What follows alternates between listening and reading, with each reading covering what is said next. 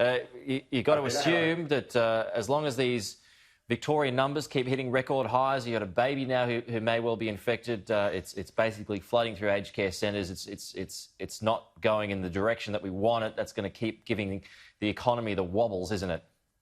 Absolutely. So, unfortunately, I suspect what we'll see is a longer lockdown period in Victoria than what was initially suggested by the Premier. So the further that extends, the more likely that we're going to see a re-emergence of job losses, particularly within those sectors that you saw jobs evaporate pretty much immediately once we went into that first lockdown. So that frontline services area like arts and recreation, accommodation and food services, I suspect are going to get hit again. Although I suspect it might not be as bad as what we first thought during that lockdown. What you saw were a lot of businesses start to innovate and work out what they could do and started to re-employ people, not back to their original levels, but started to get their businesses going again. So I suspect they've worked out how to operate under those COVID conditions. And so the level of job losses might not be as severe, but they're certainly going to come. Yeah, and that's if those numbers don't peak. Are you referring to, restaurants maybe employing delivery drivers and able to have home-delivered meals instead of people coming to their restaurants, etc.? And will that likely continue if numbers don't peak or haven't peaked already? That's right. I think a lot of restaurants started to adopt, a different operating model. Instead of eat-in, it was takeaway, which meant that they're still able to keep the lights on, they're still able to keep some of their staff employed.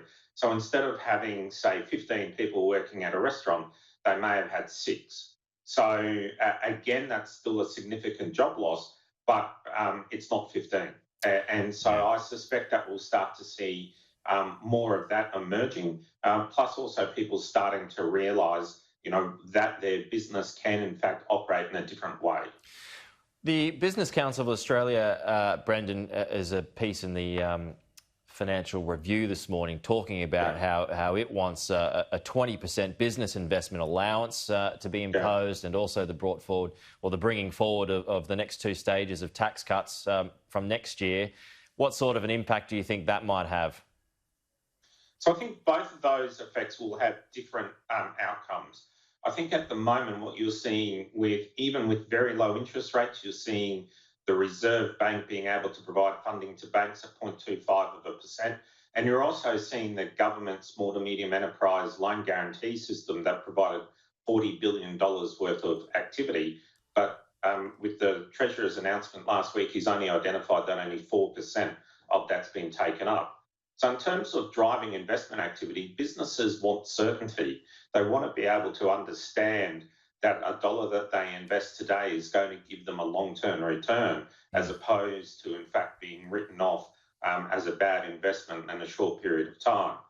So I think what's going to drive business investment is much more around what's happening within the health situation. And once we're able to provide some certainty there, you'll start to see businesses invest again. What are the key... In terms of... Sorry, Brendan. I was just going to ask you, what are the key economic markers that you'd be looking at this week? So I'm really waiting to see what happens with the ATO payroll numbers. The last set of data that we had was at the end of June. Really, we've started to see the Victorian lockdown post that period. I'm wanting to really see what's happening with employment, because at the end of the day, it's really about jobs that's really having a material impact at the moment. This is a supply-side initiated recession, and if the government's right and we're going to have 2 years of negative growth and it's a depression, then really I'm wanting to see what's happening on the supply side with regards to labour. Is that possible? We only got about 20 seconds, Brendan, but is depression, is that on the cards? Look, I think, there's all these economist technical definitions of, what's a recession and what's a depression. I think what we're going to see is an extended period where our output is lower than what it's been at the end of 2019. I think it's going to take us some time to reach back to those levels. And so you've got actually a smaller economy achieving lower growth for an extended period of time.